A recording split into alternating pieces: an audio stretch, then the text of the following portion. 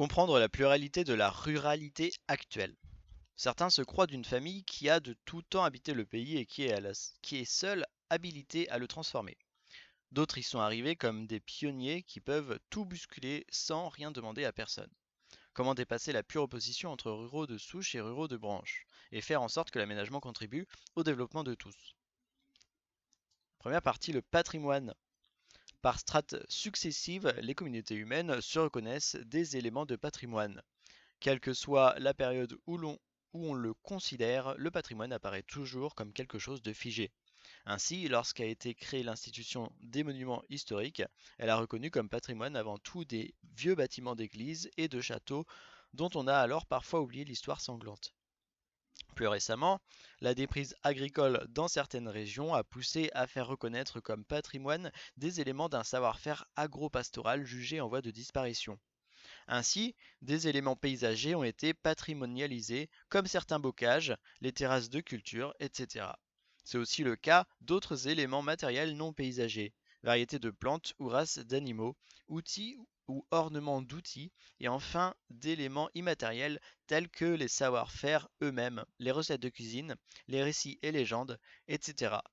Rien ne dit que des histoires d'actualité ne deviendront pas demain récits de légende, de nouvelles manières de se nourrir des recettes traditionnelles de demain. On peut aussi imaginer que des paysages qui nous heurtent avec les bâtiments nouveaux, leurs couleurs de feuillage nouvelles, eucalyptus, pin de l'Arizona, soient demain des paysages patrimonialisés. Mais l'une des conditions pour les apprécier est que restent accessibles les strates précédentes du patrimoine. Deuxième partie, les usages et conflits d'usage. Pendant longtemps, l'espace rural a été animé par les pratiques paysannes. Elles n'étaient pas seulement agricoles, mais même lorsqu'il s'agissait de chasser et de pêcher, l'unité en était constituée par un certain rapport à la terre et au lieu. Récemment, des usages nouveaux se sont introduits, usages récréatifs de l'espace rural notamment. Dans un premier temps, il y a eu conflit. Dans certains cas, un type de pratique gênait directement l'autre, chemin de randonnée labouré par les agriculteurs, clôture des pâtures laissées ouvertes par les randonneurs, etc. Mais plus fondamentalement, un conflit de valeurs était à l'œuvre. Du temps a passé, la résolution de ces conflits passe aujourd'hui par une fine appréciation de ce qui est souhaité par chaque type d'usager, ce qui va empêcher son usage ou le vider de son sens. Donc on a deux documents de Village Magazine. Le premier sur le patrimoine immatériel. Picorer le patrimoine, ça cultive les papilles. Olives d'oignon, langoustines du Guilvinec, fromage de maroilles, les spécialités du terroir sont longtemps restées dans l'ombre. En 1994, les ministères décidèrent de réparer cet oubli en médaillant 25 monuments du goût. Aujourd'hui, 75 font partie d'un réseau national. Il y a les caves et distilleries, 100 000 visiteurs pour le Roquefort, la bénédictine et le cognac, qui font recette tant en entrée qu'en panier garni. Les centres d'interprétation comme Terre de sel ou 40 000 visiteurs s'initient à l'art du paludier. Les petits musées comme celui de la cerise à Fougerolles. Des balades guidées et des circuits prolongent la rencontre avec les producteurs et des dégustations font appel aux cinq sens. 1,5 million d'épicuriens parcourent chaque année les chemins du goût. Une façon de découvrir la région de façon conviviale en devenant un amateur éclairé, précise Muriel Bousquet, chef de projet. La notoriété croissante se traduit aujourd'hui par des séjours organisés, des formations internes, la création d'un cahier des charges afin que le logo ne soit pas détourné par des non-adhérents, sans oublier l'accompagnement de 36 porteurs de projets, principalement des femmes de producteurs souhaitant guider des visites ou animer des stages de cuisine. Le patrimoine culinaire n'est plus le domaine réservé des grandes toques. Et deuxième document, le patrimoine à ne pas perdre pour tous. Non au retrait des cabines téléphoniques. L'annonce par France Télécom du retrait des cabines téléphoniques dans plusieurs communes de la Drôme, notamment des communes rurales isolées de la RPI, a provoqué de vives réactions du côté des élus et de l'association des maires de la Drôme. Cette décision délibérée de supprimer des cabines téléphoniques publiques sans concertation avec les élus nuit gravement au service minimal que les usagers du département attendent. Si le réseau des opérateurs de téléphonie mobile s'est étendu, il existera toujours des zones de l'arrière-pays moins bien desservies où les communications par téléphone portable sont impossibles. Les directives européennes qui s'appliquent aux télécommunications en France ne retiennent pas la téléphonie mobile et le haut débit dans le périmètre du service universel. Nous réclamons le maintien en l'état de l'obligation de desserte, demande Michel Grégoire, président de l'association des maires de la Drôme, dans un courrier adressé à France Télécom. Dans la Drôme, 8 villages sur 10 sont équipés de cabines téléphoniques publiques. À Saint-Maurice-sur-Aigle, une commune de 552 habitants équipée de 2 cabines téléphoniques, le maire Jean Garcia part en guerre contre ces décisions arbitraires. Dans l'arrière-pays, les cabines maintiennent un lien social. Il y a encore beaucoup de personnes qui ne possèdent pas le téléphone fixe et sont confrontées à des difficultés financières pour payer leurs factures. Notre commune est mal desservie par le téléphone mobile. Henri Lagarde, maire de Manglon, 360 habitants, parle de préjudice sur le plan touristique. Cela va pénaliser la commune pendant la période touristique et l'été où les randonneurs, les gens de passage sont nombreux.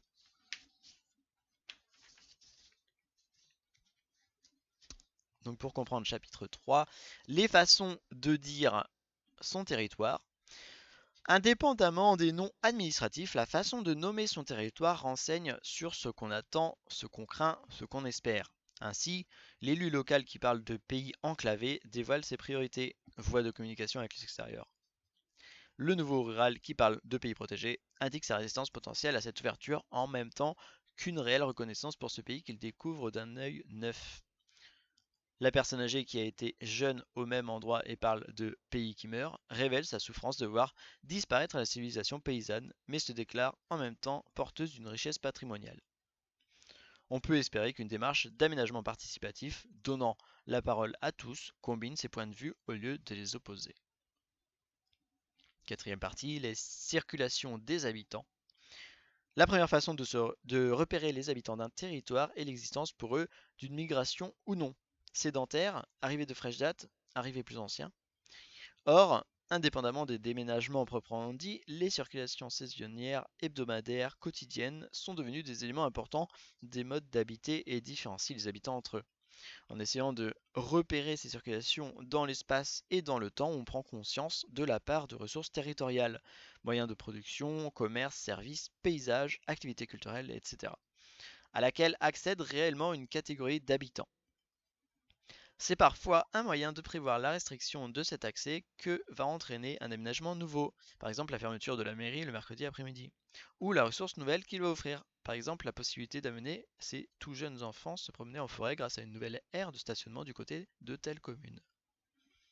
La connaissance des possibilités de circulation des habitants, une fois qu'on a pris conscience de leur diversité, est un moyen d'ajuster les options d'aménagement pour minimiser les impacts négatifs et optimiser la création de ressources naturelles. Donc là, j'ai 2 documents de mairie conseil. Le premier, l'accueil tout public en milieu rural. Quand la vallée tout entière accueillera des personnes handicapées, les difficultés n'ont pas manqué. Par exemple, quand le président d'Anima a voulu séjourner avec sa famille dans la vallée pour travailler sur le projet de tourisme sport handicap, aucun hôtel ou gîte n'était adapté à son handicap.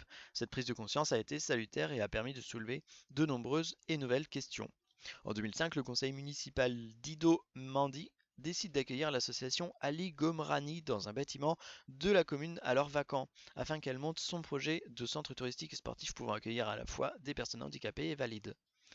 Nous poursuivrons 4 objectifs, explique François Dascon. D'abord, en accueillant l'association dans la commune, nous lui avons permis de développer ici son concept de tourisme sport handicap avec l'objectif d'obtenir le label national tourisme et handicap pour les 4 handicaps moteurs, visuels, auditifs ou mentaux, dans un équipement adapté également pour les familles. Pour cela, nous avons créé un comité de pilotage regroupant les représentants d'Anima, le conseil municipal d'Idomandi, la communauté de communes du pays de Soule, le conseil général, le conseil régional, la sous-préfecture d'Oloron-Sainte-Marie, la DEPFO et une architecte, soit une quinzaine de personnes. Le deuxième objectif est l'enrichissement socio-culturel du territoire par l'accueil de populations nouvelles et différentes. Le troisième objectif est de valoriser les compétences et savoir-faire d'Anima au bénéfice de l'ouverture du tourisme aux personnes handicapées dans la vallée, mais aussi dans l'ensemble du département des Pyrénées-Atlantiques. Le quatrième objectif consiste à développer une offre d'animation et de formation sur le thème tourisme et handicap. Deuxième document, la coordination des services en milieu rural. De la poste aux pommes, les habitants y gagnent. 7 POMS dans 7 villages remplacent 6 agences postales, pari tenu pour la communauté et ses partenaires tels que la Poste, le Conseil général, les communes, mais aussi la CAF de l'Aude. Céline Lelièvre, chef du projet, précise que la gestion du réseau a été confié à l'ADHCO. Sa vocation de centre social permettant aux POMS d'assurer, POMS c'est P-O-M en majuscule, euh, pas espace mince, apostrophe S, P-O-M apostrophe S. D'assurer le contact, permettant aux POMS d'assurer le contact avec les services sociaux par l'accès gratuit au site internet de la CAF, de l'ANPE, des services préfectoraux.